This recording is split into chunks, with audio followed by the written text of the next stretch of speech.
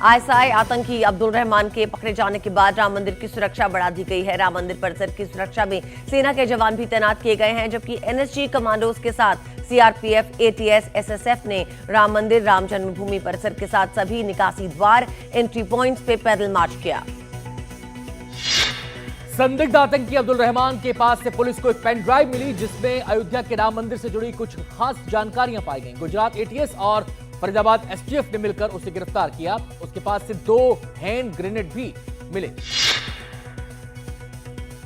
नोएडा के सेक्टर 63 के बहलोलपुर इलाके की झुग्गियों में लगी भीषण आग में कई घर और गोदाम खाक हो गए।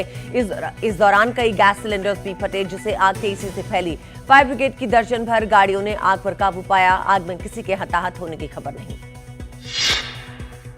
गाजियाबाद के क्रॉसिंग थाना इलाके में एक खाली पड़े ग्राउंड में कूड़े के ढेर में आग लग गई। फायर ब्रिगेड की गाड़ियों ने कई घंटे की मशक्कत के बाद आग बुझाने में कामयाबी पाई। कमला सिनेमा के पास लगी इस आग के कारणों का पता नहीं चला है।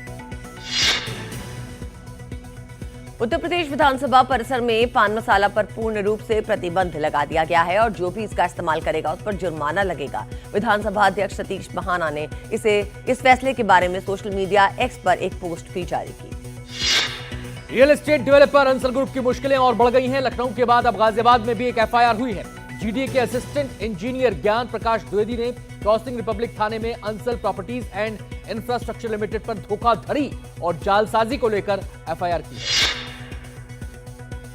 आयकर विभाग ने कर चोरी और वित्तीय अनियमितताओं के आरोपों को लेकर कल काउंटी ग्रुप और उससे संबंधित निर्माण कंपनी के ठिकानों पर छापेमारी की। ये छापे काउंटी ग्रुप के नोएडा कॉर्पोरेट कार्यालयों में मारे गए और अहम दस्तावेज बरामद किए गए।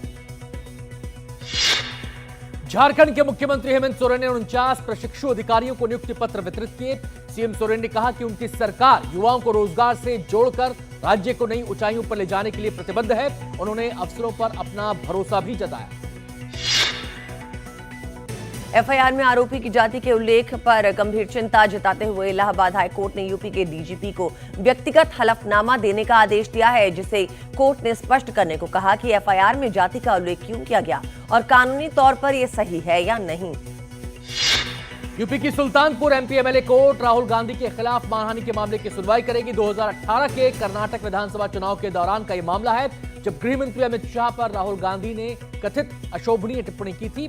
एक स्थानीय बीजेपी नेता ने इसकी शिकायत की। प्रयागराज में संपत्तियों की तोड़फोड़ मामले में सुप्रीम कोर्ट ने यूपी सरकार को फटकार लगाई। कोर्ट ने सरकारी तोड़फोड़ में ध्वस्त संरचनाओं का पुनर्निर्माण कराने को कहा। मामला 2021 का है, जब कुछ लोगों को शनिवार रात सरकारी नोटिस मिला और अगली सुबह उनकी संपत्तियां तोड़ दी गई। मुख्यमंत्री योगी आदित्यनाथ 2 दिन के दौरे पर गोरखपुर में हैं। आज सुबह 11 बजे सीएम योगी बाबा गंभीरनाथ ऑडिटोरियम में युवाओं को उद्यमिता मार्गदर्शन के साथ साथ सीएम युवा योजना के तहत गोरखपुर बस्ती मंडल के 2500 लाभार्थियों को ब्याज मुक्त ऋण देंगे। प्रधानमंत्री मोदी आज उत्तराखंड के दौरे पे हैं, जहां वो उत्तरकाशी जिले के मुखवा में गंगा नदी के शीतकालीन निवास पर पूजा अर्चना करेंगे। प्रधानमंत्री मोदी एक बाइक रैली को भी हरी झंडी दिखाएंगे और हर्षिल में एक सार्वजनिक समारोह में हिस्सा लेंगे। पटना में आज महागठबंधन की एक अहम बैठक है, जिसमें राष्ट्रीय जनता दल, कांग्रेस और लेफ्ट पार्टियां हिस्सा लेंगी। बिहार में साल के आखिर में होने वाले विधानसभा चुनाव की तैयारी और बजट सत्र में नीतीश सरकार को घेरने की रणनीति पर इस बैठक में चर्चा होगी। बिहार विधानसभा में विपक्ष के नेता तेजस्वी यादव ने नीतीश कुमार को टायर्ड और रिटायर्ड मुख्यमंत्री बताया। वहीं उप मुख्यमंत्री सम्राट चौधरी और विजय सिन्हा को बड़बोला कहा। तेजस्वी ने पटना में एक रैली में ये बयान दिए। लोकसभा की सिलेक्ट कमेटी आज और कल नए आयकर विधेयक 2025 की जांच करेगी। नए इनकम टैक्स बिल का मकसद कानूनों को सरल बनाना, आयकर कानून की परिभाषा को आधुनिक स्वरूप देकर टैक्स के मामलों को और स्पष्ट करना है। यूपी के हमीरपुर में तेज रफ्तार 2 ट्रकों की भिड़ंत से ट्रक में आग लग गई। एक ऑटो रिक्शा भी दोनों ट्रकों की चपेट में आ गया। एक ट्रक चालक की मौके पर मौत हो गई। वहीं ऑटो में बैठे कुछ लोगों के घायल होने की भी खबर है। नेशनल हाईवे 34 पर इस सड़क हादसे के बाद लंबा जाम लग गया। यूपी के हरदोई में चालान काटने वाले पुलिस कर्मियों का ही चालान कट गया। यातायात पुलिस के विशेष अभियान के दौरान नियम तोड़ने वाले 8 पुलिस वालों का चालान काटकर यह संदेश देने की कोशिश की गई कि जो भी नियम तोड़ेगा उसे सजा मिलेगी। राजस्थान में 10वीं 12वीं की बोर्ड परीक्षाएं आज से शुरू हो रही हैं। 6187 परीक्षा केंद्रों पर करीब 20 लाख छात्र परीक्षा देंगे। 10वीं के बोर्ड एग्जाम 4 अप्रैल और 12वीं की बोर्ड परीक्षाएं 9 अप्रैल तक चलेंगी। पेपर लीक से बचने के लिए भी खास इंतजाम किए गए हैं। मध्य प्रदेश में एनडीटीवी की हूटर के खिलाफ मुहिम का बड़ा असर हुआ है। अब निजी वाहनों में हूटर, वीआईपी स्टिकर और गलत नंबर प्लेट लगाकर घूमने वालों पर सरकार सीधी कार्रवाई करेगी। इसे लेकर पुलिस मुख्यालय ने निर्देश जारी कर 15 मार्च तक विशेष अभियान चलाने को कहा है। महाराष्ट्र में सपा विधायक अबू आजमी को विधानसभा सत्र से निलंबित किए जाने के फैसले का सत्ता पक्ष और विपक्ष दोनों ने स्वागत किया। शिवसेना यूबीटी चीफ उद्धव ठाकरे ने अबू आजमी के स्थायी निलंबन की मांग की। वहीं सपा अध्यक्ष अखिलेश यादव ने कहा, सच पर लगाम नहीं लगाई जा सकती। कन्नड़ फिल्मों की अभिनेत्री रानिया की जमानत पर आज दोपहर ईओडब्ल्यू कोर्ट में सुनवाई हो सकती है। रानिया से करीब 14 करोड़ का सोना और गहने, 2 करोड़ 67 लाख रुपए कैश बरामद हुए।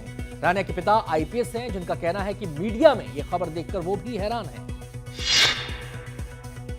अमेरिकी राष्ट्रपति डोनाल्ड ट्रंप ने अमेरिकी वाहन निर्माताओं के लिए मेक्सिको और कनाडा से आयात पर अपने कड़े नए टैरिफ में 1 महीने की छूट दी है। ट्रंप को डर है कि कारोबारी युद्ध से अमेरिकी निर्माताओं को नुकसान हो सकता है।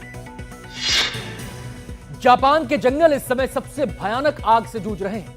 ओफुनातो शहर में लगी आग और भी फैलती जा रही है। अब तक 4,500 लोग अपने घरों को छोड़कर जा चुके हैं। इस आग ने 4,450 एकड़ से ज्यादा के इलाके को अपनी चपेट में ले लिया है। चैंपियंस ट्रॉफी 2025 के फाइनल में अब 9 मार्च को दुबई में भारत की भिड़ंत न्यूजीलैंड से होगी, जिसमें टूर्नामेंट के दूसरे सेमीफाइनल में दक्षिण अफ्रीका को 50 रनों से हरा दिया। डेविड मिलर ने 67 गेंदों पे 100 रन जड़े, लेकिन अफ्रीका के हाथ से जीत फिसल गई।